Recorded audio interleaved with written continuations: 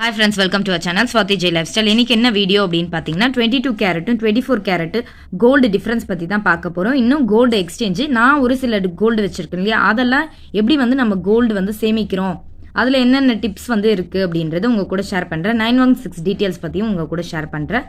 வீடியோவை கடைசி வரையும் ஃபுல்லாக பாருங்கள். தங்கத்தை பிடிக்காதவங்க யாருங்க இந்த உலகத்தில் இருக்காங்க? ஒரு சில பேர் தான் இருக்காங்க. ரொம்ப ரேரான பேர் தான் தங்கத்தை பிடிக்காது அப்படின்னு சொல்லுவாங்க. மற்ற எல்லாருமே தங்கத்தை ரொம்ப விரும்புகிறாங்க.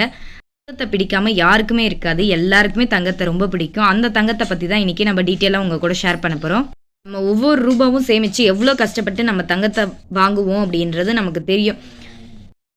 24 கேரட் இருக்குது, நமக்கு 22 கேரட் இருக்குது. 24 கேரட் அப்படின்றது பியூர் கோல்டு நமக்கு, சரிங்களா?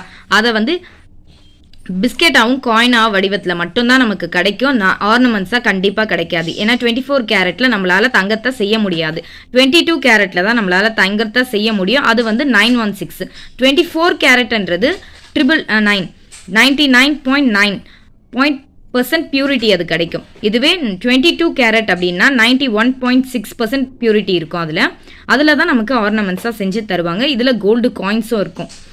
22 கேரட்டை பொறுத்தவரையும் நமக்கு வந்து பிஸ்கெட்டாக கிடைக்காது, காயின்ஸாகவும் ஆர்னமெண்ட்ஸாக தான் கிடைக்கும். 24 கேரட்டை பொறுத்தவரையும் பிஸ்கெட்டாகவும் காயின்ஸாகவும் கிடைக்கும், ஆர்னமெண்ட்ஸாக நமக்கு கிடைக்காது. நம்ம வாங்குற நகை எல்லாமே 22 கேரட்டாக இருந்தால் மட்டும்தான் நமக்கு இன்னைக்கு என்ன ரேட்டுக்கு வாங்குறோமோ நாளைக்கு அந்த ரேட்டுக்கு எடுத்துப்பாங்க.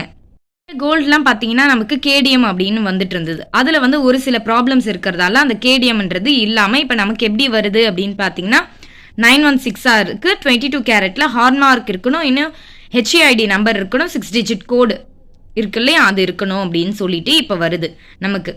இப்போ இருக்கிற நகைக்கு வந்து இந்த மாதிரி தான் வருது, உங்களுக்கு காட்டுறேன். இந்த மாதிரி 22 கேரட்டு 916 6 டிஜிட் கோடு.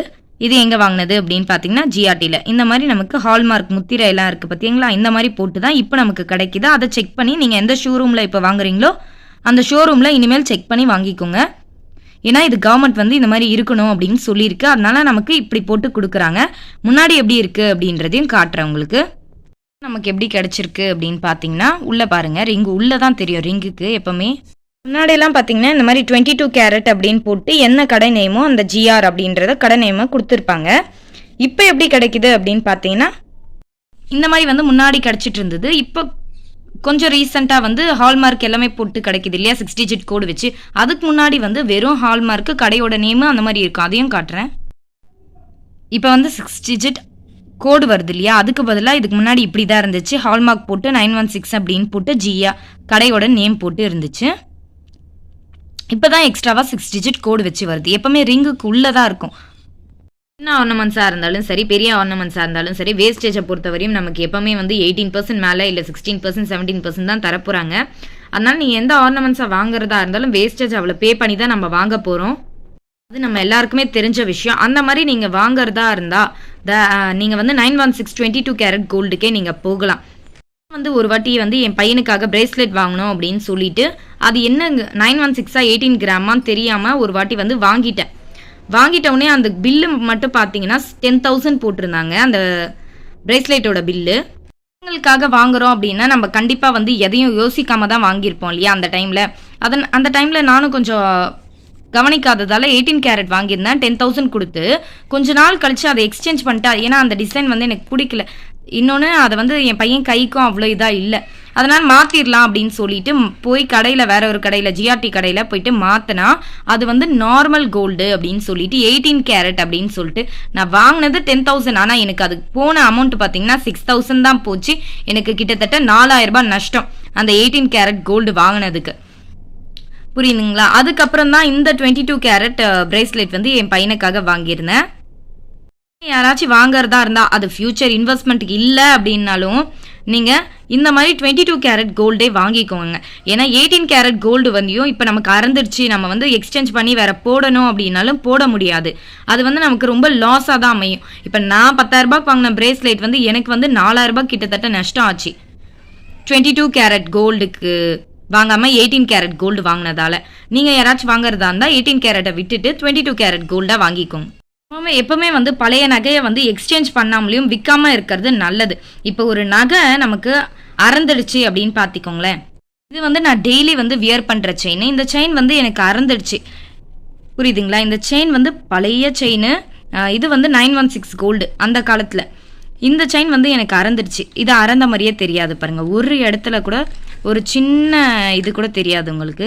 ஏன்னா இதை வந்து நான் வந்து நமக்கு வந்து அறந்த இடத்துல வந்து போயிட்டு கொடுத்தோம் அப்படின்னா மாற்றி தந்துடுவாங்க இல்லையா, செட் பண்ணி.